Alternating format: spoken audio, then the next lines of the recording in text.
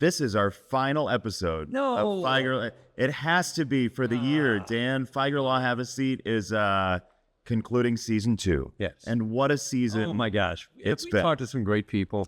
We have. It's funny. Every time that we end one of our interviews and we're walking back to the booth, it's like, that was maybe our best one. Yeah. But because it's just, all of them are good because everybody we have is willing to open up about their lives and how they got to where they are, and inevitably interesting stories and funny stories.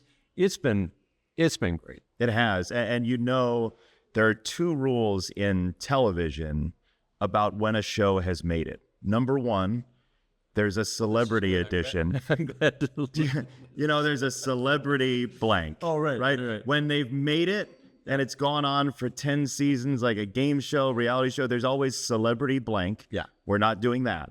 Okay. But the other thing that you know means a show has made it is a clip show. Best of. Best of. And that is what we have for you today. It is a clip show. And it's good. I mean, it's hard. And thanks to Marin, I mean, we have found some good, but it's hard to narrow it down to whatever Marin's going to narrow it down to. But there are so many good moments that were long clips and excerpts from the interviews. And to boil it down is not an easy task. But there are some great moments, and people are going to hear some of those today. You know how difficult it is to boil them down, right? Have you ever tried to do this? No. So say we turned your life, Dan Dickerson's life, into a clip show. What 5 moments are you picking? Oh, sure. What are they? Meeting Lori. Oh, I mean, seriously. yeah. That's my whole life. And then having our kids. I mean, that's it. It's our anniversary yesterday as we record this. And, every year I just think about how lucky we are to have found each other. And we make fun of it because it's like, who else we get each other. Yeah. We get each other. And that is one of the best things in the world. Like your partner is your best friend, and you've been married together now 37 years. But we laugh about that all the time. Who else would get you or get me? Where'd you meet? We met on the Grand River in Grand Rapids. You were both on a raft, or how did that? You talk about, something has made it when there's a celebrity edition. This was the professional jet ski tour, 1980s, right? 1983. And this was the celebrity edition. No way, really? I'm the substitute. I'm a news guy at a country radio station. I am not in the category of celebrity. Karen Vinay was our FM DJ, and she had a great voice, and she was a celebrity. She was good. So one day I'm walking out of work, I'm going home, and Karen goes, "Hey, I've been invited to be in this celebrity jet ski. I really don't want to do it. You want to do it?" I'm like, jet ski, that sounds like fun. Lori is a sports reporter at the Grand Rapids Press. Her boss approaches her and says, "Hey, I've been invited to be in this celebrity jet ski race," because he was a celebrity. And he's like, "I don't want to do it. You want to do it?" She's like, "Yeah, I'll do it." We're both substitutes for somebody else. And we meet on the Grand River on practice day so we could learn how to ride a jet ski. And I'm telling you, I'm like, who is that? And we hit it off, and it wasn't long after that it began. You both were substitute celebrity jet skiers. Now, will you tell the folks there in TV land that we did not discuss that intro? We did and not. I have not heard that story. I had no idea. I love hearing how people meet, and I love telling that story because, come on. Yes. But when I said that thing about celebrities, no idea. That is amazing. And by the way, that's like my favorite thing about this podcast is sometimes you just say stuff and then the response from the people across from us is insanely topical. It happened again and again and again. Zach McKinstry, Yes. on the roof at home. It wasn't a good day unless he was dirty at the end of the day. Well, look at him in uniform now. It's not a good day unless his uniform's dirty. I mean, just stuff like that. So many moments that just make you smile. And you picture that this professional baseball player across from you as this little kid. Yes. Yes. Probably causing all kinds of problems. Absolutely. And probably had an older brother that wanted everything. We've learned that from so many others. There's no question about that.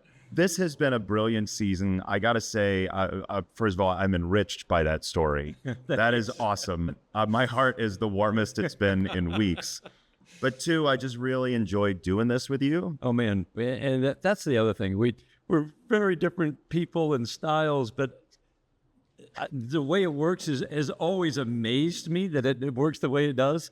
But I'm like kind of the straight on guy. I'm going to ask you questions that you're not unexpecting. You're coming out of left field. Hey, have you ever had a meatloaf on top of a chimney? And the answers you get. You know what? Funny enough, I have. No, it is Just a blast. It is an absolute treat to share this time with you and get to know the Tigers and all the people we've had. I mean, Tom Selleck has been on the podcast. J.K. Simmons has been on the podcast. Like, we have so many guests in the future ready to go. It's been great, Dan. I can't wait for season 3, really. It's going to be fun. But first, thank you. Thank you. And this is how we are, by the way, off the air. It's like, no, you go first through the door. No, you. Thank you. Thank you. We have to end at some point. Yes, we do. And this is the best of Figer Law Have a Seat Season 2. Thank you to all of you for watching. Sincerely, we hear from so many people, and I think it's worth mentioning, without you all, truly dedicated listeners who've listened to every one of these, this isn't what it is. So thank you. Thank you. Absolutely. Here we go. Here are the clips. This is Have a Seat with Jason Benetti and Dan Dickerson, presented by Figer Law. What are the biggest things that have helped you on the mental side, like exercises that you might get that have helped you in game or in just over the course of a season? Yeah, I there's not like a certain routine that I have, like when I'm pre-pitch or in between pitch or anything like that. But I think there are just some, I journal pregame, do a little bit postgame as well. And then, I'll kind of check in with him, weekly or biweekly just to say, hey, this thought came up in between pitches, or when I lifted my leg, this thought, when I was about to deliver a pitch, a thought hit me or whatever. And we just kind of just work through those, right? Where it's just like, I think it's so much more micro than, pre-pitch, like I take a deep breath and I find my focal point on the scoreboard or whatever. Like some people do that and it works for them. Me, don't really necessarily need that. I don't want to say deeper, but it's a little bit more fine of like, I had this thought at this moment. Is that good? Why is my brain bad? Doing this? Yeah. Should I embrace that or should I try to work to move past that? And so that's where I really get the benefit of talking with a sports psychologist there. Yeah. I don't think I've ever actually thought about that you could be physical great condition, you could be delivering a ball at a high rate of speed, and your brain could be like, do I want a milkshake tonight? Random stuff. Like you just don't. Have you ever thought about this? But it can be pretty random. It can be, yeah. No, it can be. I don't think it's milkshakes, No, but, sure, but yeah. But it's like, I can't even think of examples, but it's just like stuff comes up where it's just like, I don't know. It's just Could be baseball related or not. Yeah. It like I can't think of a specific example, but most of it is baseball related. Yeah. But it's not like I feel like I don't know if I should be thinking that. Wow, it's like it's like you're thinking about maybe it's a last pitch or next pitch or we have like intended targets of where I want to throw a pitch, and then sometimes at leg lift it changes in my mind where it's just like, and I'm like, well, does that need to be consistent, or did I make was that a correct thought of I need to change this pitch location or whatever? So You're surrounded by all your teammates and friends and family. I mean, that's a moment. The story was that you didn't know. Yeah. Which is unusual for a first overall pick. It's like, that's already done. Yeah. It wasn't true. I am shocked. So there's this thing called leverage here, people. And so you never really know until your name is called. And so we had, to be respectful, we had some other teams, we told them, hey, we don't know, what's going on here. So we had some figures lined up and some different options available. So I wanted to be respectful of that and say, no, we truly, and the way I put it is I didn't know 100% until they called my name. Which was true. Which is a true You're thing. 99, Hey, but we don't know. Like, but we were told that it was going to be me. But like I said, we kept our options. Still a open pretty just cool in case. moment. So Oh, incredible. Yeah. And I really didn't allow myself to completely buy in until I heard my name. And so that's why I said, I really didn't know, really wasn't sure. So We've done now a season plus one episode of this show, and I don't know that there's any better quote than there's this thing called leverage. That being athletic in the batter's box. What does that mean to you, and how did you get to where you are now? Because that was kind of, as you said, you didn't change your swing this winter. It was about that setup and being athletic. Yeah, it just I've always, like, since I can remember, I've been the best hitter and have been gifted with this ability of hitting the baseball on the barrel and over the fence. So it's like, how do I get out of my own way and just let my ability and my instincts take over? And that's what I unlocked this offseason of, like, both with my mindset and as a mechanic, I don't care what it looks like. I'm just going to go up there and be free, compete, not try to do too much, and I'll be fine. I can live with that because that's an attainable, thing. You try to chase hits in this game, it's not attainable. You're going to fail a lot. So just creating, attainable things that I can accomplish every single at bat and every single day. You've mentioned Little League a couple times. I wonder, you said, you've been the best player a bunch of places you've been. Did you have a rival in Little League? Like the kid that was like almost as good as Torque that you were like, I gotta hit a bomb because he's kind of catching me?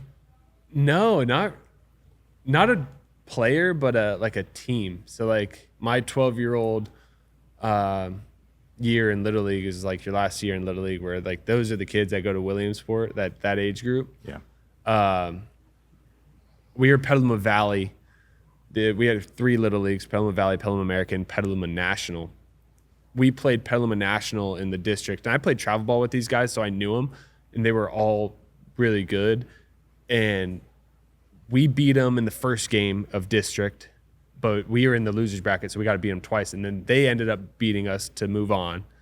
And then they go to Williamsport, and I'm just in class, in August, and we're watching them on TV, and all the girls are like, "Oh my gosh, they're famous." I'm like, "They're not that good." All right?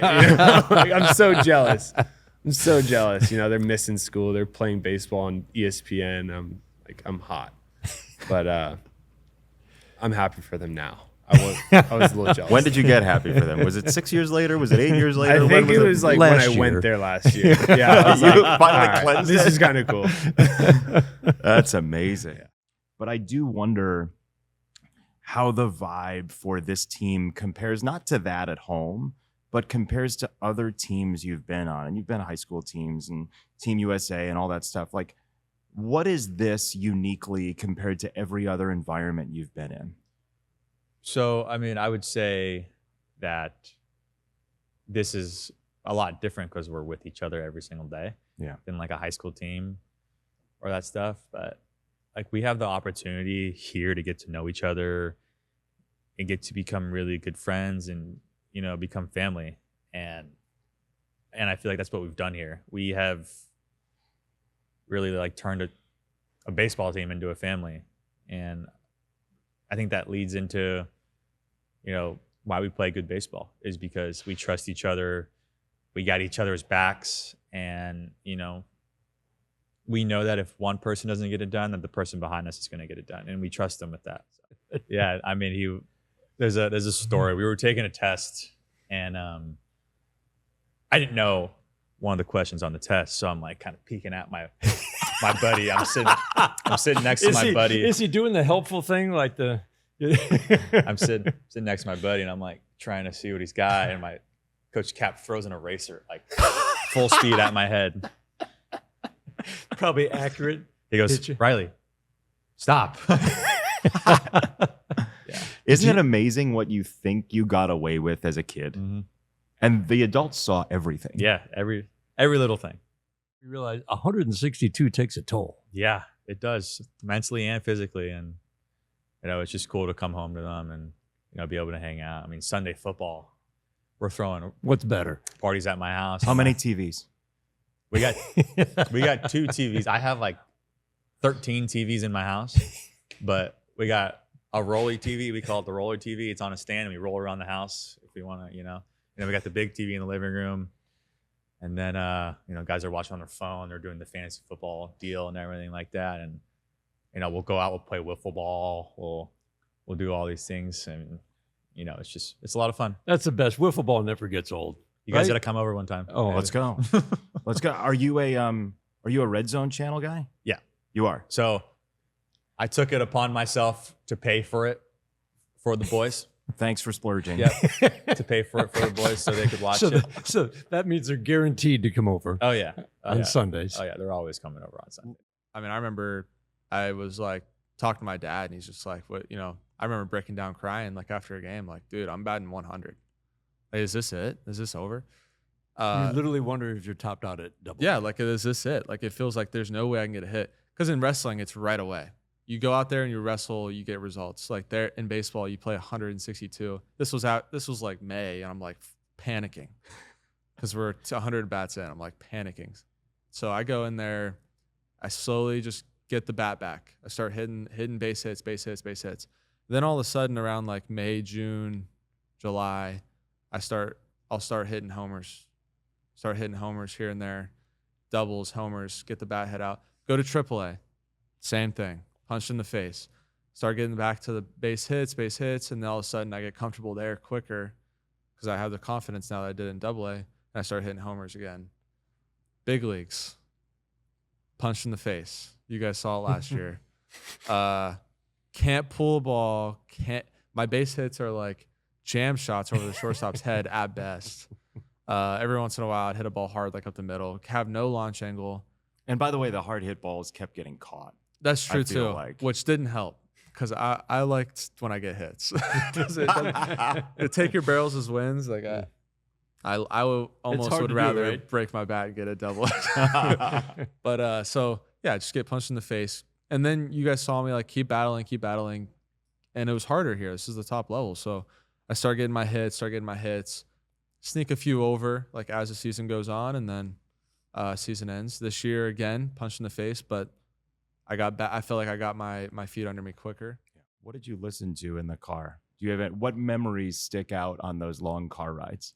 Well, there was one time. So we went to St. Louis a couple of weeks ago. That was the second time I've ever been to St. Louis. The first time, it was me, my brother, and my mom, all in the U-Haul. We were driving on the interstate.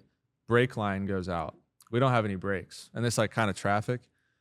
We are like looking at the arch. We have no right brakes. down like downtown in St. Louis. So we get off and we're like driving, no brakes. My mom's like, "I'm not gonna stop on the side of the road. I'm trying to get into a parking lot for us." So we go, and it's a red light, and we're honking. We go. There's a car where we need to go in. He pulls out at a red light too, and we go in. It was terrifying. I remember it being so terrifying. But that was my first experience of St. Louis. That's nuts. It was nuts. What about thank you, by the way. This is a big moment in Figer Law Have a Seat. A guest used the mug. It's a big moment. Cheers. Cheers. Wow. This is our first cheers. Thank you. Of course. You didn't the Figer clink. Law. I did. No, you I didn't. clinked him. Dan's a clink police. But I do wonder what the most fulfilling type of play is for you as a baseball player. What you enjoy doing the most on a diamond. So I really, really, really enjoy throwing people out. I would say that ranks over hitting a home run for me. Because that's kind of, I always came up and everybody would always talk about how well I could throw, you know. So that kind of became my identity. And I don't know. It really just fires me up when that happens. Like, and you could probably, I don't know if you guys heard during the Chicago game after I threw, I think Shaw out at second base. There's a little bit of audio that they picked up that you can hear in the background if you watch the video again. Oh, is that And right? what is that audio? You can go and watch it. We'll dig. It's kind of yeah. It's kind of a little high pitched, so don't make too much fun of me for it being high pitched. You're a pretty soft-spoken young man, but you go out to the mound and Tarek Skubal listens to you and Jack Flaherty listens to you, and these guys who have these reputations for being great in Major League Baseball listen to you. What are you like on the mound when you go out for a visit? So the biggest thing I feel like when I go out is to try to either settle things or give the pitcher a break. A lot of the times with Scoob, I can see, like for example, last night, it's the 5th inning, I think. Yeah. Slow walk I see him breathing a little bit, a little bit harder than usual. Yeah, and like you said, I'll take the slow walk out to the mound. There's an art to that. Yeah, because I've been called out to the mound before, and I don't want that to happen again. Oh, really? I mean, he'll be like, come here, because I don't see it. So that's the You thing. want to avoid that ever happening again. Exactly. I want to make sure that I err on the side of going out there, maybe even if he doesn't need it. The guy say, your son, he's special. And my dad start thinking like, oh, maybe. But the way he explained, like, I have to prepare your son to get ready for signing, right? And that's gonna take me at least 3 years because I was 13. So 14, 15, and 16. July 2nd is on the pass. July 2nd is the year you're signing a professional in Latin America. And my dad was like, high school, have to figure out a way. And the guy say, like, if he gonna be prepared, he have to be here always. Like the next 3 years or 2 years and a half, they have to be here. And that's the tricky situation. Like, I back to home, my dad thinking, telling my mom say no. Like literally when my dad mentioned that, my mom say no, back to school. And I was like, 13 years old, I don't want to speak at the moment, but my dad say like, if maybe it's his opportunity, let's support him, like let's see how it's gonna be, maybe. But if he don't sign in or anything is happening on the way, he's back to school. Like, but he got opportunity to, and on the other way, it's just like, maybe that's the opportunity to go other side from whatever we live. Yeah. Because signing is make money, better life, better house. Life-changing. So, I mean, they don't want to. My mom crying for almost an hour. My dad was like, like hard situation. And at the moment, I don't realize like how big it's gonna be. I'm just like, I wanna play baseball. If we had footage of you in Venezuela, are you the 2019 version or are you the right now version? Which player were you when you were a little kid, first loving the game? 19. I just swing everything. Is that what you were like when you were a kid? I just swung everything. And I strike out. It was like young guy, we love Homer, and I still love Homer. And I know I can't hit Homer, but I learned and I'm still like figure out like I can be a complete player, complete hitter. And it's bad fun. Like Michael, Keith, and Nance helped me really well on the cage. Like really good conversation before the game, really good plan. And any of the day when I go to the home plate by myself, I have to figure out. I do my homework, I do my plan, so I just have to believe in the process. And I'm still surprised, like I don't strike out much, like I take more walks. And was really another step of my game. And I just still like figure out how can I be better, And yeah, it's the way like I take walks. I know the guy behind me, McKinstry, Greeny, Carpenter, whatever lefty is behind me, they saw better pitcher, and I put myself to get a score position. I love AJ. He says whatever lefty's behind me. Yeah, because that's the way he builds the line. I know it's gonna be a lefty behind me. I want to know how you decided to come to an organization when your lowest point as a player is Tommy John surgery because you were coming from second to home on a base running thing. Yeah. How did you end up with Joey Cora as your third base coach? Waving you. You got to run like a crazy person every day. Literally, when I signed in, I got a phone call with AJ, and he told me like just be ready because Cora is gonna send you. What was little Zach like as a baseball man. player? As a baseball player, Yeah. the dirtiest kid on the field always. Even All like the way back there? oh yeah, like I had to be dirty. Remains a point of Right, pride to like this day. 100%. Like the jersey being dirty was like when I took it off, I was like, yeah, I did something today. You know, like my mom hated doing laundry for us, and my sister was like the dirtiest kid outside of the field too. So, and then my brother on top of that. I mean, he was the guy that led us all that way. He just the way he went about what he did on the field. He had so much passion for the game, and he just instilled it into me through my dad, and just our love for the game was so huge, and just wanted to be like a student of the game. I just loved to watch the game as a young kid. Like I remember taking book at my brother's games, like doing the book. Really? Like just yeah, exactly. And so yeah, it was just a love at first sight. I remember in first grade or second grade, you had to do a presentation on what you wanted to be when you're older. I wore full uniform to class that day, brought my catcher's gear in. I was a catcher when I was Brought younger. your catcher's gear in. Yeah. The uniform wasn't And I enough. wore, to do the presentation, I wore the catcher's gear, mask on, and it was super cool. They took video of it. There's a video out there of me talking in catcher's gear in my second grade class. You ever get in trouble ever?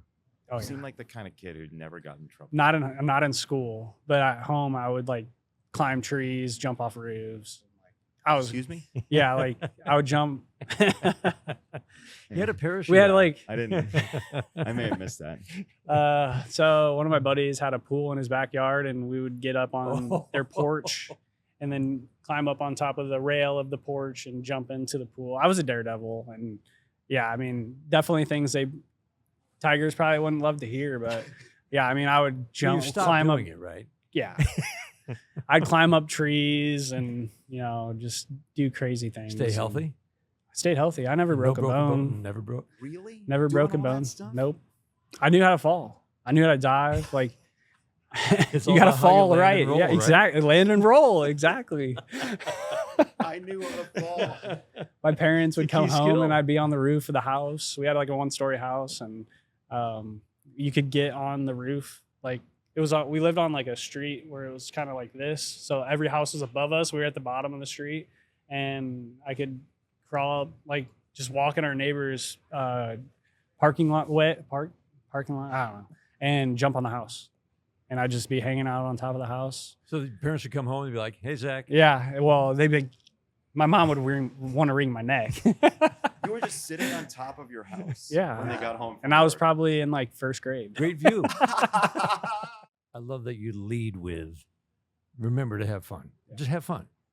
If you're not having, so when you see this clubhouse, a lot of guys talk about that. And when you go through a tough time like this team has just gone through, that attitude, while respecting the game and making sure you're working on whatever deficiencies there might be, that does help you get through those tough times, it seems like. What are some of the things you think about and do to make sure that you continue to have fun while the times are tough? Yeah. Just making sure that nobody's like down in the dumps. Just being able to put an arm around a guy and say, hey, it's okay. This too shall pass. Like, we're going to be all right. All teams go through a little bit of a slump. Best Every baseball team. players Yeah. ever to play the game went through a slump. So just continue to do what it is you do great. And that's ultimately on this team is being a great teammate. And that's what these guys do great. Like, they're running the bases for the guys in the clubhouse. They're making great plays. They're diving when they need to dive. They're just showing that little extra effort, and it goes a long way in the eyes of the team, and the coaching staff really loves it when we get to, we're having fun. Yeah. And, you slide in head first at third base. That's one of the most enjoying things you could do as a baseball player, or sliding into home plate, scoring a run, it's super exciting. Those are the fun things. And we live for those fun moments. And that's a good description of why, and you lead the way. Base running, as Riley said earlier in the year, this is our identity.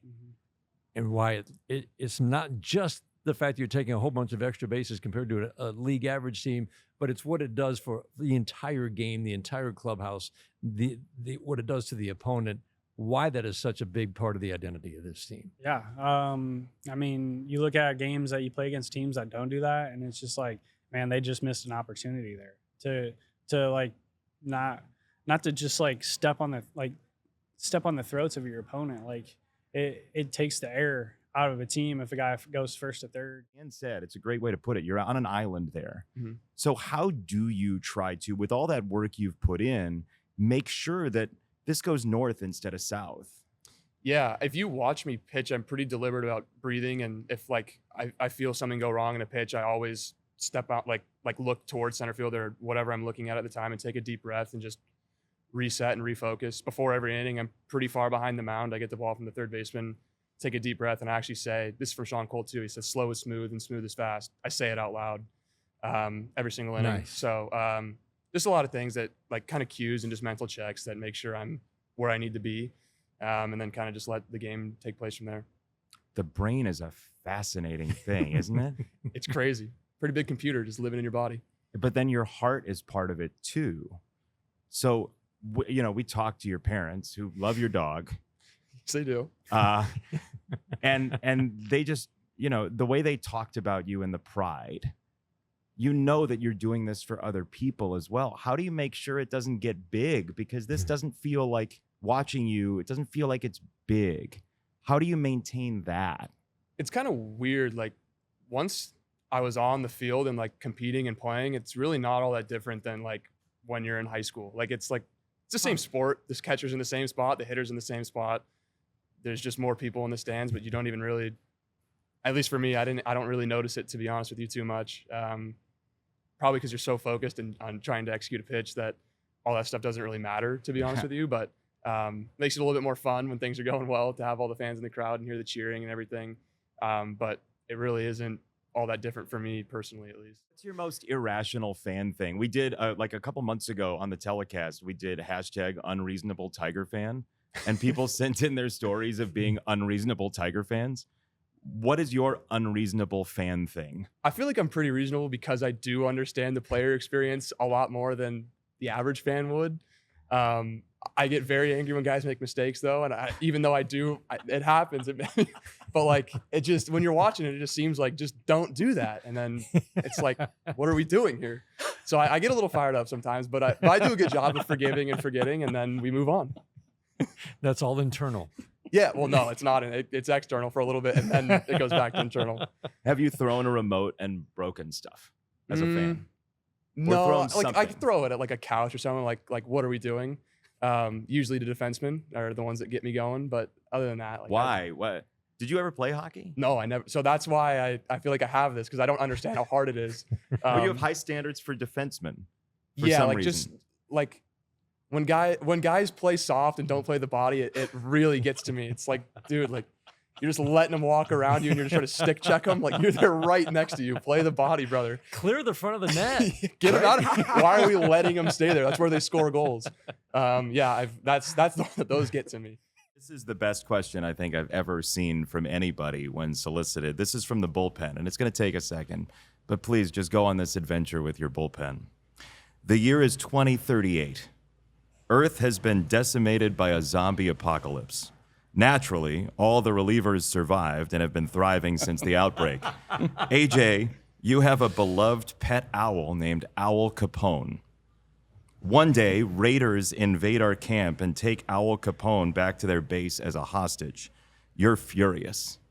Owl Capone is more than just a friend, he's also your spirit animal. You can only fit 3 other people in your Prius to go on the rescue mission. Which relievers are you taking and why? The benefits of having a blowout the day you asked them to come up with a good question. Story. Do you feel empathy for Owl Capone right now? I feel like I'm getting set up for an issue in my own clubhouse. But I tell you, I'll describe the players that I would take, and then they can see if they fit based on how I use them. Just describe personalities. No. I'm just like usefulness. Like I need a left-handed multi-inning reliever. I need a right-handed multi-inning reliever. And Will Vest. They can sort out. If they don't fit in those categories, then they need to maybe work on some things. But those are the three characteristics that I need. Because those are the guys who have most likely survived this apocalypse the best. Will definitely survive. Will closed out our first playoff series win in a decade. That was in Houston. That may or may not have been personal to me. So he gets a pretty good seat in the Prius. I think what surprised me, or what really encouraged me, was the fact that the players were willing to do anything in order for the team to be good.